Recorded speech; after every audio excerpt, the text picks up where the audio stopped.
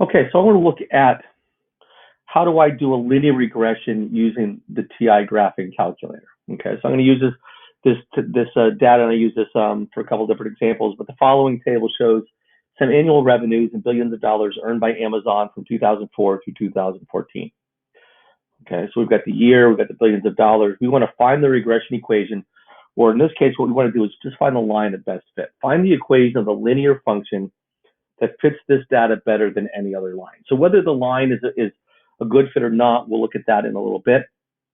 Okay, but to use the graphing calculator to do linear regression, okay, we're going to go to Stat and select number 1, Edit. Okay, I've already put the data in my list. Let me go ahead and clear that out and show you just how simple it is, right? So L1, I'm going to do 4, enter, 6, enter, 8, 10, 12, and 14. And then for my Y values, the revenue are 7, 11, 19, 34, 61, and 89 are my revenues, okay? So I'm going to go down to number C, or part C, and look at this already.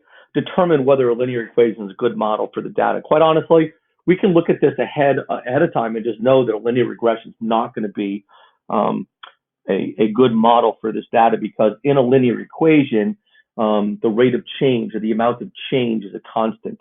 And you'll notice that from 2004 to 2006, revenue increased by $4 billion. From 06 to 08 was $8 billion increase, a $15 billion increase, a $27 billion increase. And if a linear model fit the data best, those numbers would all be the same, okay?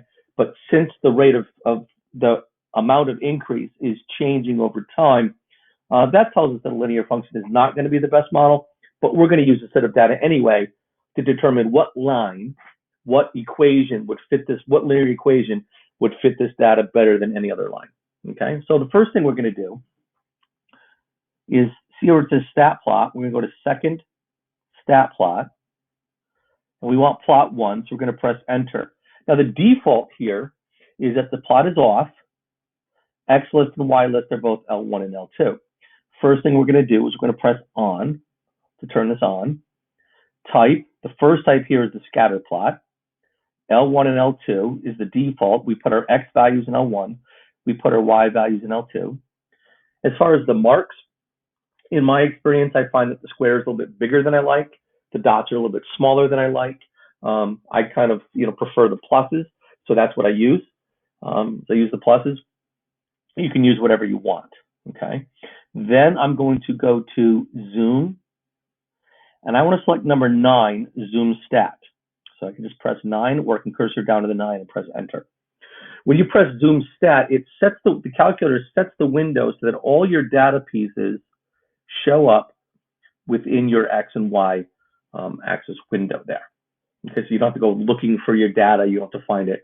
I just get in the habit of whenever I do a scatter plot, you Zoom 9, and the calculator just calibrates the size of the screen for me. Okay, I might need to make a little bit of a change in a little bit, but for now, that's good. So to find the regression equation, to find the line of best fit, the line that fits the data better than any other line, we're going to press Stat, and this time we're going to go over to Calculate. And number 4, linreg. Now the calculator will actually do AX plus B or A plus BX. And really, number 4, if I like to write Y equals MX plus B, where I have my slope term come first and then my initial value, that's fine. Number 8 was going to give you the initial value first and the rate of change. You're going to get the exact same values, just in an opposite order. Okay, I'm going to choose number 4, linreg AX plus B. And again, the default is that my X values are in L1 and my Y values are in L2. Since that's the default of the calculator, that's just the way that I choose to enter things all the time. If they're different, you can change that. And to change that, if you notice, if you look at number 1, 2, 3, 4, 5, 6 buttons, above them in blue, it says L1 or L2. So if I just simply press second L5, second L1, that will change those. Okay. A nice feature of the graphing calculator is I can store the regression equation. You see the F4 on here above the trace button. If I press alpha F4, this menu pops up, and I'm going to select number 1, and my calculator will now put the linear regression equation into Y1. I press calculate, you'll see that I have Y equals AX plus B.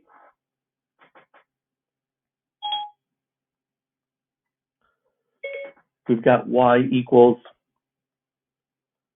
AX plus B. Okay, I found this on the where A is 8.214 and B is negative 37.095. So my regression equation is Y equals 8.214 X minus 37.095. Okay, so there's my regression equation. Something I do with my classes, and you may need to do this depending on your application, is to find the R and the R squared value. Notice right here, the R value is 0.954 and the R squared is 0.910. Okay. You really want this R squared value to be very close to 1 to say that there's a strong correlation. Okay. Now your graphing calculator may not be showing the R and the R squared value. You may need them. You may not need them. That's up to you in the class and your application. To find those in the graphing calculator, we're going to press mode. We've got this screen with a lot of things crammed in here. But if you look down into the blue ones at the bottom, you'll see one called Stat Diagnostics. So we're going to look for the Stat Diagnostics down here. Whoops. Stat Diagnostics, mine were turned on. If you did not have your R and R squared values on, then your diagnostics were turned off.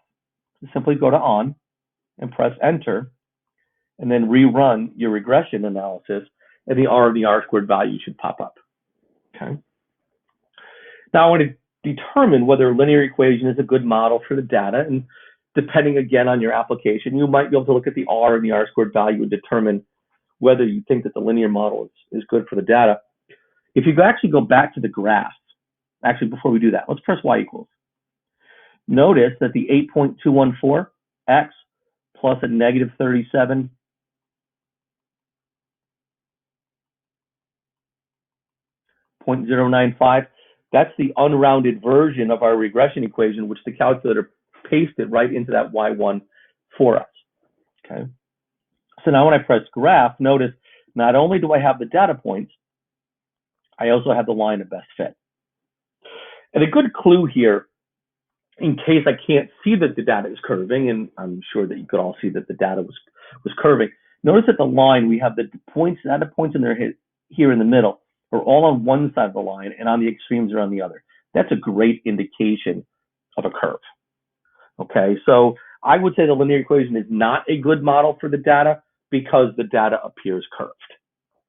Okay, I'm not going to write that in C because you're probably not going to read my writing anyway. But determine whether it's a good model for the data, I would say no, it's not a very good model for the data, especially if we keep going farther into the future, because the data does appear to curve and the line does not. Okay, so lastly, what I want to do is look at the regression analysis to predict Amazon's revenue in 2020. Okay, so in that case, X equals 20. And you recall we said that we're letting X represent the number of years since 2000. So in 2020, X would be 20. Okay, now something I've already done here is if I just have a zoom 9, okay, I did that wrong, zoom 9, okay, and where I want to put this in is I don't really want to go back to my home screen and do the substitution. So I can go to second calc and select number 1 value. And if X is 11, press enter, I would have a predicted value of 53.26. If X is 13, I'd have a predicted value of 69.7 and so on. So in 2020, the X value would be 20. I press enter, but you'll notice I'm going to get an error message. So we're going to hit go to, and the problem here is I'm putting in an X value of 20, but if I look at the window, the x max is 15, so that x max needs to be bigger than 20. Let's go ahead and make it 22. Now you'll notice the whole graph got shifted over to the left a little bit, making more room on the right. So now when I press second calc, the number one value, now when I put in value of 20 for x, the calculator will give me 127.2. So f of 20 is 127.2, $127.19 billion. Okay? And so there's,